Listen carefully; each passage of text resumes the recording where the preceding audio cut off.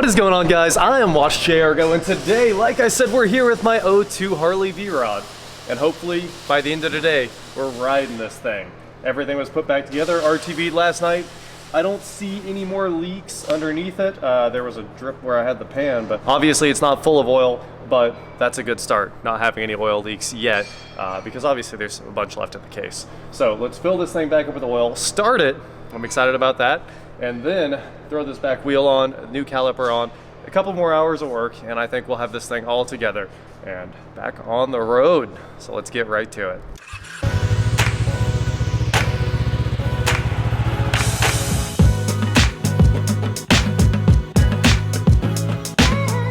Put down a little floor mat there.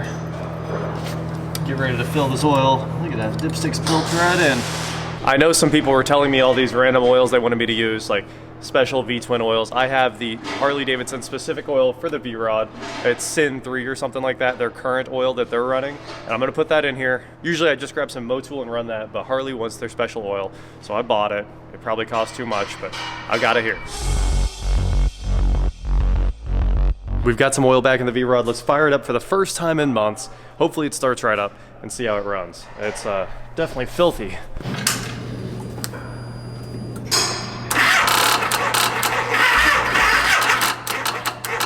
I gotta be honest with you guys, I went home because I realized I didn't have any disc brake quiet, and I just sprayed down my new pads right there, so we're ready to install them in the Brembo caliper finally.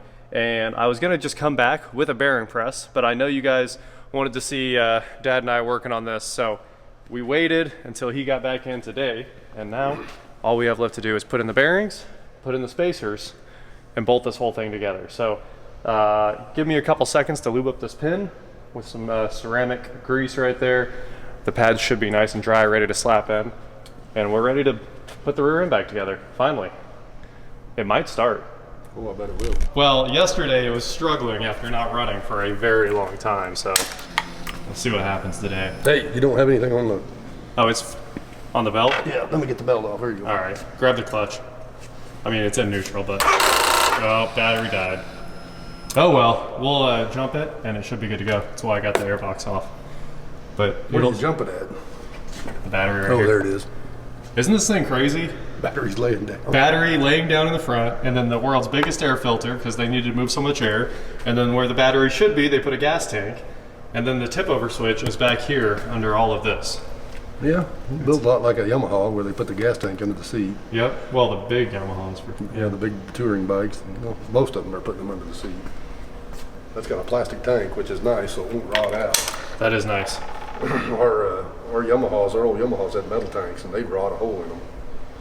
So you had to tear the whole back end out to get them out. So. Oh, it does not look fun. And it does kind of look like you might have to pull the swing arm to get this tank out too.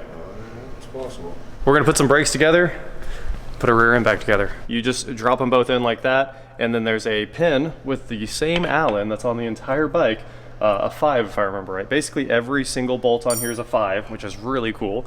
And then you just tighten that down and drop the clip in. So we're ready to install everything. After you get the pads in and throw the caliper back on the bike, you just put this little cover on and it makes it pretty. Brakes are done and we're ready to install this wheel as soon as the new wheel bearings go in. So first things first, there's the giant spacer. That was our main issue here. This is what locked up on the axle or one of the bearings. So when we put this back, oh, it was grown in here. This thing was completely full of rust, and it was rusted right to the inside of this thing.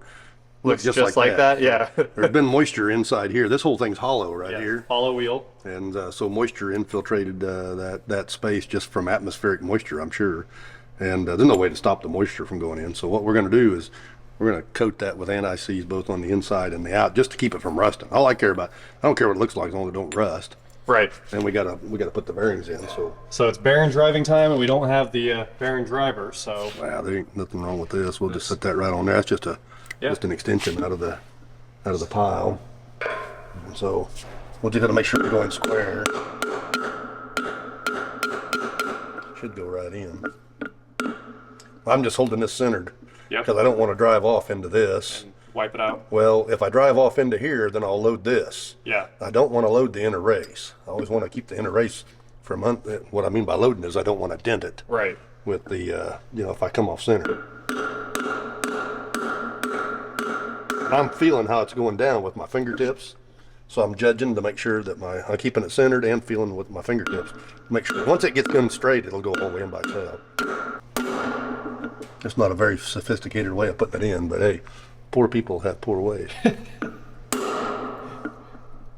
what my dad used to tell me. It was either this or try to chuck the whole thing up in a press or a bearing driver. We do have a press in the other room. Yeah, it's just such a mess to get these things in there. This is easier. Yep. A lot more fun too. Get to beat on something. Not very often you get to beat on a Harley. Unless you're working on it. There she's home. People in the comments have been talking about me saying Harleys leak oil, so I was going to go show them your 20. They're saying they don't, so I was going to show them your 23. Yeah, it don't leak. Just a couple quarts on the floor. It pours out. It's not a leaker, it's a pourer. Yeah, you go for a ride on that thing, you fill it up with oil before you go. Yep. Because it will be out when you get back home. This is how you end up looking like the robot from Euro Trip, painted solid silver. Yeah. Last week I was down in, I think it was last week. Yeah, last week I was down in North Carolina. Mm-hmm. And the guys and I went down there and we took a shredder apart. It took us 2 days to beat it apart. I've got a video of us taking it apart with a hammer and a chisel. A monster, like, industrial shredder. Yeah, it's a big shredder. And, well, it wasn't that big, but it's like, it's about 2 foot wide and 3 foot long. It had 66 blades in it. Okay. But we spent hours beating on it for 2 days. I mean, it just wore us out. We had to take each blade off one piece at a time. It had a big hex shaft. But what happened then to the machine was mild steel on the combs, and the combs go between. The combs are the stationary pieces that sit on the side. Right. So the jaws have something to attack. Yeah, they used mild steel on that, and we told them to begin with never shred magnets. Oh. And they were shredding. They were shredding those. They were shredding magnets that were about that big, and they were quartered, and so they were split to make a circle about that big around. Sure. So each magnet would fit inside my fingers. The inside was about where my fingertips was, and the outside would come out to here, right? Yep. And they were about that thick. You drop that magnet in there. I was there when one of the magnets went through one day. Uh-huh. It sounded like a hand grenade. And that big old teeth, my teeth were 5/8 of an inch wide, and I got a 30-horse motor on that thing. Yeah. Through I don't know how many stages of gear reduction. Right. So when we're doing 1,800 RPM on the shredder, you're doing 1,800 RPM on the motor, you're doing 400. Yeah. Right. Barely turn it. Just barely turning. Yep. And we were running slow anyway, so we were trying slow to eat that stuff. When that thing would load up on it, it would bend those teeth on those cutters. And we did bend some teeth, but when it would load up on one of them, you could not believe the explosion sound that came out of that thing. And I was there. I was like, what was that? It just ate a magnet. And parts flew. That thing shot magnets out of that thing. I bet 20 foot. Now, we have a cover over it, but there's a gap like that big, and can you believe it? One of them magnets bounced off something and went through that cover, and of course, it went inside our building, which is metal, and stuck to the wall. You can see it. It's still stuck to the wall, about 12 foot off the ground. Uh-huh. But that's not the bad part. Right. The bad part is when those magnets explode, the big pieces are easy, but it leaves behind magnetic dust. Sure. Yeah. I've got pictures of them, but it looks just like the dust you get if you go grind on a drill bit. Yeah. On the grinder. Uh-huh. And when you get done, you got this fuzzy material stuck to your drill bit. Sure. I had that everywhere. Huh. That stuff stuck to the mild steel of those plates. And what it did was it held the moisture in contact with the plate. Oh, it all rusted into place. And those plates grew together like disc brakes. Ah. And 30-horse motor, wide open throttle, couldn't turn them. Huh. It grew. We had to beat that thing apart to get that out of there. And it took us 2 days of nonstop hammering. Probably, I bet we spent more than 8 hours because we did one long day. And so we did a half a day on the first day, time we got it apart. And we were so tired by supper time, we went and took a break and we said, we'll have it apart tomorrow. We came back and worked the whole day. Still didn't get it all apart. We still lacked about that much out of that much. We still lacked 6 on each side. So we came back the next morning at 7 a.m., beat all those out, got it all out. We cleaned them all up, and it took us, with a ball peen hammer, beating the rust off. Yep. It took another 4 hours to beat all the rust off. And then all I wanted to do was get the rust off, get it down to where it was, get a gap opened up. You didn't have a wire wheel? Well, we knocked the rust off first. We had to knock the rust off because it was so heavy. Oh. Then we took a wire wheel and buffed them. Anyway, cleaned them all up, and then we put that thing back together. We started at 7:15 the next morning to put it back together. By 8:45, we had the whole shredder back together. Oh yeah, yeah. But still, we had to destack it and take it apart, because while we were putting it together, we still got, there was so much metallic material stuck all over that thing. Even while we were putting it together, even though we vacuumed it out, cleaned it out. It was sucking it back in. Yeah, you only had about that much room for clearance on the end. Huh. You know, I know you guys can't see that, but probably a 1/16 of an inch. And I could get one of the keepers on and one I could not. So we destacked it, took it all back apart, sucked all that stuff back out, made sure all the spacers were clean, put it back together. Anyways, the point is, we put anti-seize all over the end. I looked like the Tin Man. Oh yeah, yeah. All I needed was a funnel on my head, right? Because I didn't have a brain. Right. Anyways, the robot from Euro Trip. I had a stainless steel funnel sitting right inside, and I just should have so put that on my head. I messed up, so I could have been the Tin Man. I'm from Kansas, so what's up? It makes sense. Yeah, all I needed was Dorothy and Toto and the lion and the scarecrow. But anyways, watch, I'm gonna look like a Tin Man here in just a second. Yeah, I was gonna say, you want some other way to hold it? Like put a screwdriver. Put my needle nose on the inside. I've already proved it comes off. All right. This does look like some weak anti. It doesn't look like it's laying up like the normal stuff. Yeah, I hope it stays on. Of course, this thing ain't gonna move, right? Right. This thing don't turn. Exactly. It's just got to be coated up, and we'll put some on the axle too to make sure it's got a good coat. Grab it on the end. I heard, well, I saw something somewhere you can use automatic transmission fluid For what? to loosen up your Oh, come on, I got to turn it. thick, Anti-seize? yeah, if it's all thick and, Gooey. well, okay. yeah, if you want to thin it out a little bit, that's what you use. This can't have a very thick coat on the outside, or it'll shear it all off as we go through that hole right there. Yeah. Yeah, it's plenty, I think. Then the week before that, I had to go down to the country of Suriname. You know where Suriname's at? Nope. Yeah, you go down to Venezuela and go east, and you hit Guyana. Then you hit Suriname.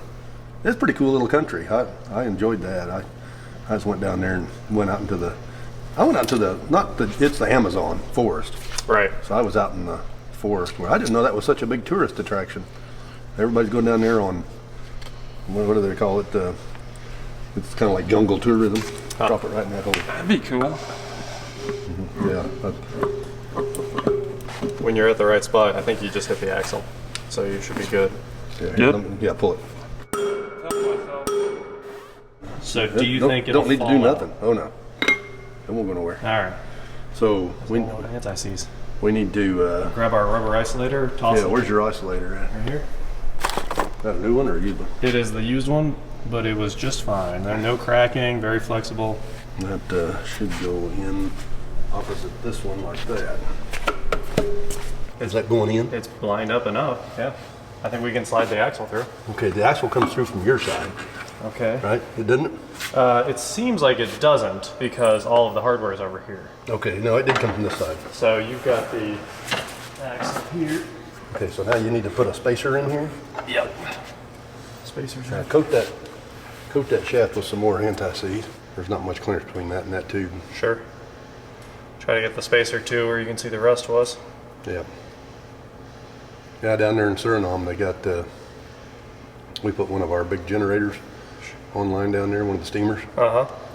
And they're burning diesel fuel. That thing burns diesel fuel at a rate of 3.6 gallons per minute. Uh-huh.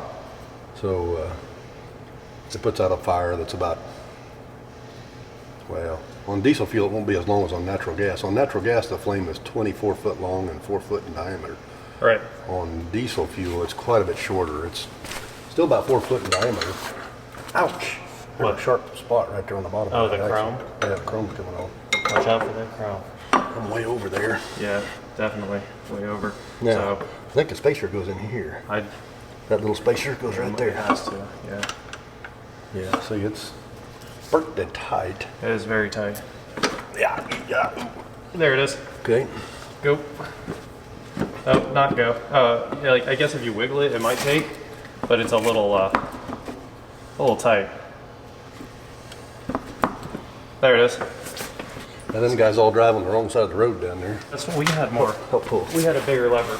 Yeah, I was like, All right. Oops. does it run? Should try to fire it up. Let me see here. Yeah. Go for it. Spicy.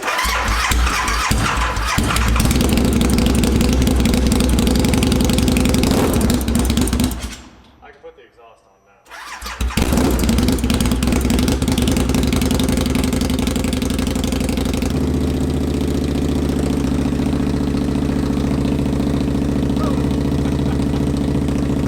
It has been at least 6 months since this bike has been together, and look at that, it is finally together. Now, I did buy these new grills. They're not the Harley grills because the dealership didn't even have them, and I replaced them both. So this side I got looking about as good as you can get. People put a little double-sided tape under there to try to hold that back so it looks a little bit better. But on the other side, the outer piece of plastic is straight missing. So I don't have this piece that trims that out. I thought that was all in this box, but it turns out only the front bezels were in the box. But I installed it all, and it's probably better than the last install. There were a bunch of broken tabs, and I fixed all of those, put the screws back where they belong, and there's like self-tapping nuts that sit in there and kind of hold the thing in. So that is all together, and there's, of course, that last piece. But with that said, it's time to put the tank on it, the tank, and take it for its first ride in a very, very, very long time. I did get to test ride it when we put the front tire on, but now it's all actually together. So, put on our seat up. Huh? You gotta pull your seat up. Oh yeah, you're right. I forgot I gotta unlock the seat. Seat's unlocked.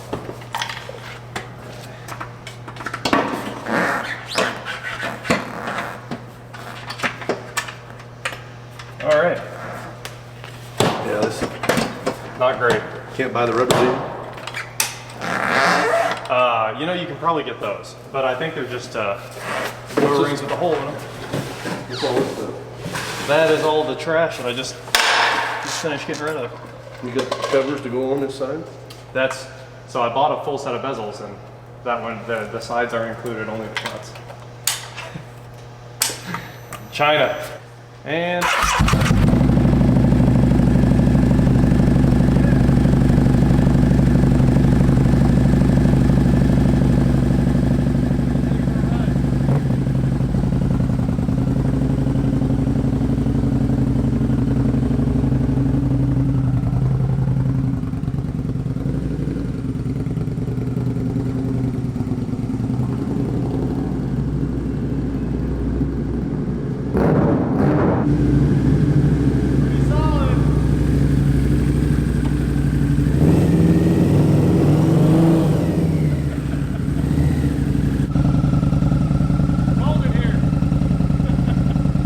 what was that movie called?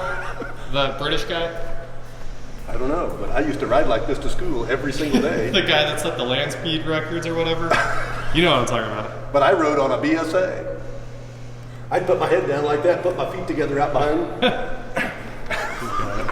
Well, there you go. The Harley is back together and ready to go on to its next owner. So I might ride it 1 or 2 more times, but that is pretty much it for the Harley.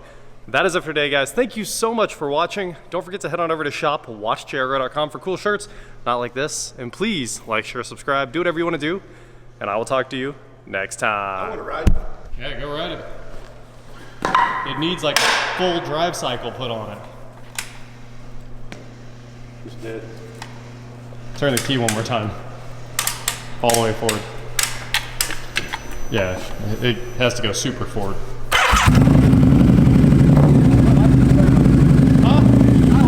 It sounds great. It doesn't have a great turning radius.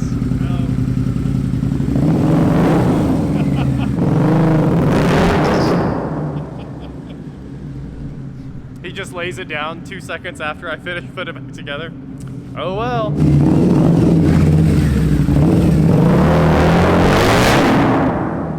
See, when I do that, I get yelled at, so I gotta be careful.